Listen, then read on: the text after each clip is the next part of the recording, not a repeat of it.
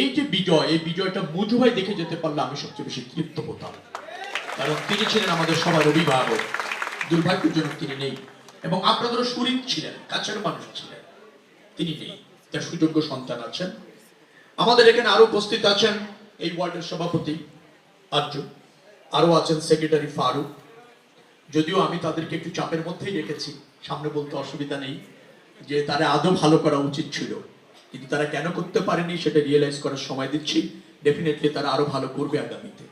হ্যাঁ, যেহেতু রাস্তাটা হয়ে গিয়েছে, বিকল্প কি আছে দেখবো।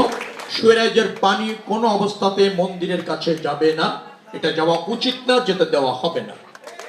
আমি লিটন ছিল ওই রাস্তাটার একটা অংশ তুলে ফেলে পুনরায় ঢালাই করার, কেন করলেন না আমি সিটি কর্পোরেশনের ইঞ্জিনিয়ারের কাছে জানতে চাইবো। বলছি অন্য যারা আছে, সুমনকেও বলছি, এবং এই ওয়ার্ল্ডের সভাপতি তো আহ্বায়ক তো লিটন আছেই এই থানার। ডেফিনেটলি আপনাদের কয়েকজন কৃতি সন্তান এখানে আছেন।